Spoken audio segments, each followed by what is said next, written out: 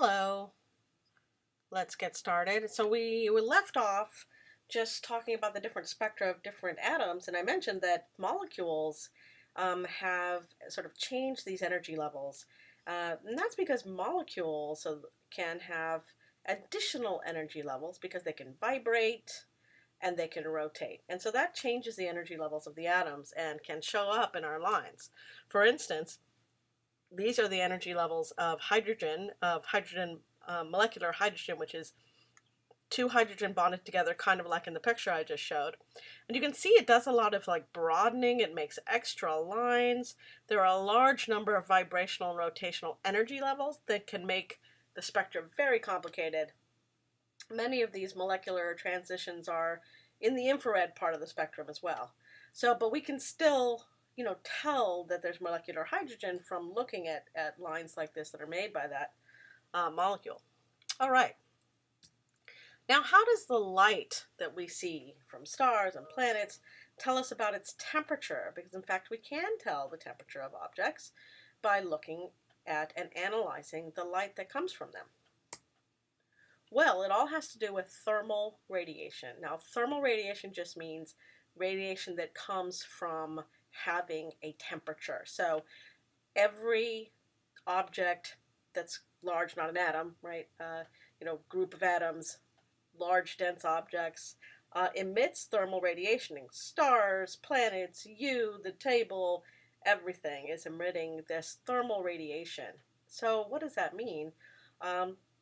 It's really, you're going to see what it means in a second, but really we're talking about you and planets and stars all emitting light. And in fact, you are emitting light right now. It just turns out that the light you're emitting is mostly in the infrared. That's why you don't shine, right? You do emit heat, which you can certainly detect and others can detect with their skin. Like we said before, your skin has the infrared detectors.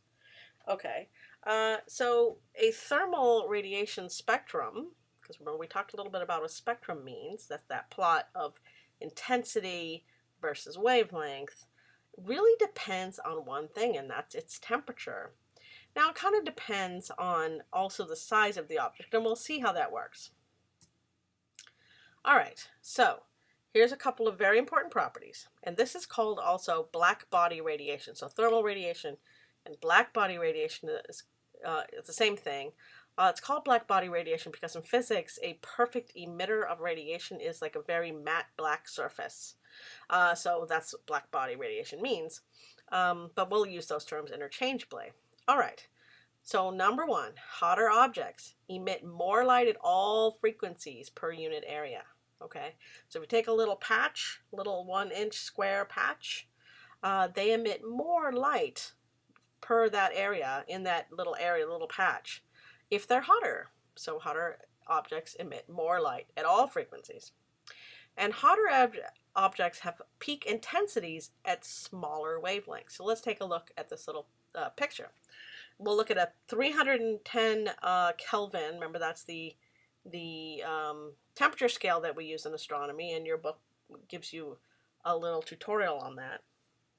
So humans are about 310 Kelvin, and you can see that we're here in the infrared, where most all of the emission from a human is in the infrared. And the peak, right, the place where that light that you're emitting is most intense is right here in the infrared at 10 to the 4 nanometers. Okay, so that's 10,000 nanometers. All right, let's look at other things. Well, what about a 3,000 Kelvin star? And we're talking about the surface temperature of a star here. You can see that it peaks here also in the infrared. Its highest intensity is right here in the infrared at about 1,000 nanometers, but it also gives off visible light. Now notice that if we were just going to ask in the visible, what is the most intense wavelength in the visible, it would be in the red, right? Because it's very, very low compared to the red and the violet and everything else. So if you looked at this star with your eyes, which could only detect the visible spectrum, you would see it as red. Okay, what about our sun? Here's our sun at about 5,800 Kelvin, and you can see here that the sun's peak is right here, kind of in that yellowish green area. However, it's very flat across the whole visible spectrum. That is the reason that it looks white. It looks kind of whitish yellow, right? Don't look at the sun directly, but you know what I'm talking about, right? So that's because all the colors are kind of mixed together equally in the visual part of the spectrum. Okay, but it emits light in all kinds of other wavelengths as well, just to point that out, right? All into the ultraviolet and all into the infrared. As we know, we feel that as heat, right? We feel the heat of the sun. And look at our really hot star, 15,000 Kelvin. Notice that its peak is way over here in the ultraviolet. Now, again, if we were going to look at the star and take a telescope out, look at the star, what you would see is that it would look kind of bluish purple, because the peak in the visible part is in the bluish purple, right? It's a lot more bluish purple than it is red. So the colors that you see in the stars, when you see pictures of them, or if you've looked through telescopes, you can see the colors. Sometimes with the naked eye, you can even see the colors. The red giant stars we'll talk about later, you can see that they're red. Blue stars are harder to see, but with a telescope you certainly can. But you're picking up on what is the peak in the visible. That is different from the peak for the whole spectrum, and it's the peak for the whole spectrum that tells us the temperature, not the peak in the visible, but I'm just pointing out that that's what makes the colors of stars. Okay. All right, so this whole thing, black body, thermal radiation, is governed by an equation that tells you the relationship between the wavelength where the maximum of the spectrum is, right? So for instance, here's the wavelength for 5,000 Kelvin star. It's right here in the yellow, right? Given the temperature. So I could solve for temperature if I wanted to, if I knew the peak wavelength. So imagine you're an astronomer and you're taking data from a star, and you're taking that light that you're collecting with your telescope and you're putting it into a prism, basically, and you're figuring out where is it most intense, or what wavelength is the light most intense. And let's say you find that, and you find it's this yellow light. Well, you can stick that into this equation, solve it for temperature, and find out the temperature of that star. So it's really nice. Now we can also figure out the total energy emitted for every square meter every second, and that's the luminosity. And we need the area for that, or we can divide by the area and figure out the luminosity per unit area. We won't talk about this equation too much, but this one's very, very important. Okay. Let's go to a question. Different colors of stars are related to the star's surface temperature. Well, yes, that is absolutely true, right? So there you go. Which is the hotter of two stars, a red star or a blue star? Well, I think we know the answer to that, right?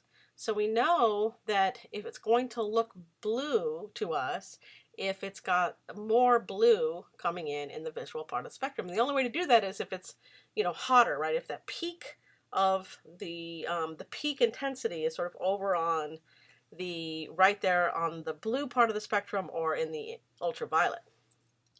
So it's going to be a blue star. All right, well, let's do a little bit more complicated questions here. So let's imagine we have two stars. We have a big star, but its temperature is 8,000, and a small star whose temperature is also 8,000. And here's the spectrum, okay? Shorter wavelengths on this side, longer wavelengths on this side, and let's see if we can figure out which is which. So I'm going to put down, well, let's see. First, I'm going to just say this again. So same temperature means that they have the same energy output per unit surface area, right? Because that governs how much energy is put out per little patch on the star. So if we took a little 1-inch patch here, the amount of energy that 1-inch patch put out would be the same as a 1-inch patch on this star. Okay. So they have the same wavelength at the peak. That the same temperature means they have the same wavelength at their peaks. Okay, so let's see. Now we got to figure out which is which, right? So I have the yellow line and the green line. So what do you think? Which one is for star A and which one is for star B? Well, it turns out that this one here, right, we can figure this out because This one puts out a lot more energy. Notice they both peak at the same wavelength because they have the same temperature. But the total energy output, right, per second is lower for the smaller star, right? It has the lower total surface area.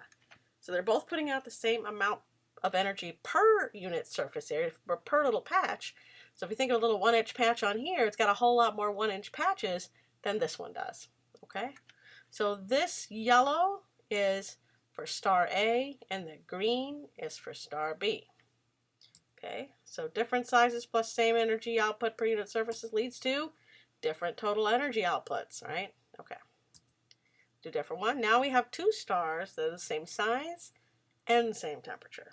Okay, same temperature, same energy output per unit surface area, same wavelength at peak. Those two things are true if you have the same temperature, yeah?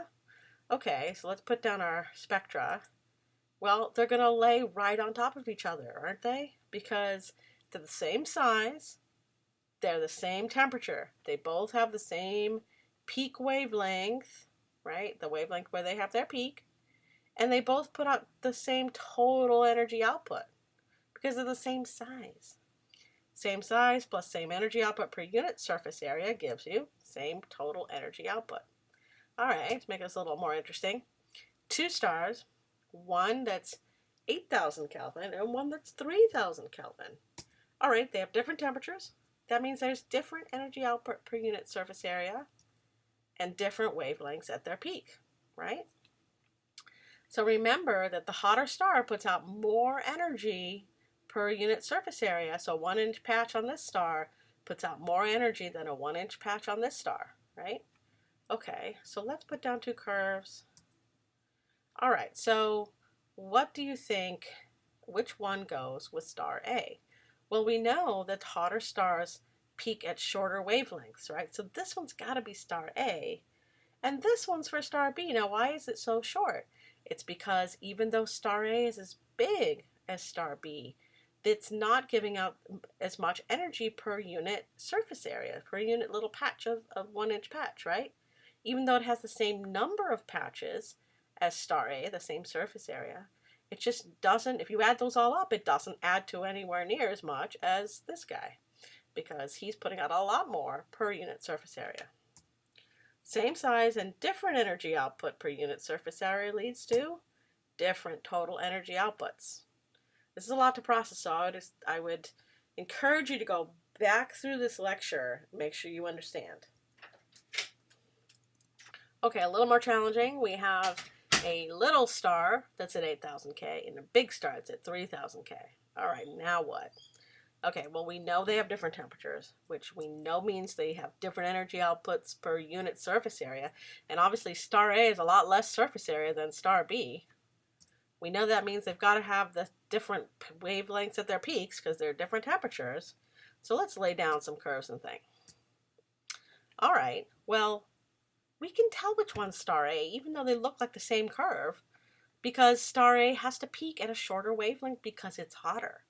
Now, notice that they're the same height, which means the total energy output is the same for the two of them, right? And that's because star A is so much bigger than star A that it makes up for the fact that it doesn't have this, it has less energy output per little patch on the star because it has a lot more patches than star A.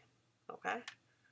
All right. Different sizes, different energy output per unit surface area can lead to same total energy output. Of course, you have to have exactly the right size ratio to get this to work out, right? But if you saw a graph like this, you'd be able to conclude that this star was bigger than this star because we saw before that if it was the same size, it would have a lot less energy output, right? Remember that? That was just a couple slides ago. Okay. Again, here we go. Again, we have an even smaller star A with 8,000 K. Star B even bigger, 3,000. So we have different temperatures, of course, different energy outputs per unit surface area, different wavelengths at peak. Let's put down the graphs. And look what happened here, right? We have, this is for star A because it's the shorter wavelength. And this is for star B at the longer wavelength, and it has more energy output. Certainly could happen if this was a whole lot bigger than this, right? Even though this puts out a lot of energy per unit surface area and this puts out less, it's got a whole lot more patches. Different sizes and different energy outputs per unit area could lead to different total energy outputs as well. Again, this is a lot of information. I encourage you to go back carefully through these slides. Okay. Now, just to point out something, we are so used to thinking of blue as cold and red as hot. See this in faucets everywhere, right? And that's really backwards from what's really the case, right? So bluer things are hotter in astronomy and in black body radiation and for anything that has a temperature. But really the reason we think of blue as cool is that we think of blue when we think as ice is sort of blue from pictures like this, right? Where the ice is really reflecting the sky, the blueness of the sky. So we think of cool as blue and red as hot because we think of burners, right? That are emitting a lot in the red, but they're cooler, right, than a blue thing in black body radiation. We just don't have any experience with that in our everyday lives. So remember, hotter objects look bluer, cooler objects look redder, opposite from your faucet. Okay, let's try a question.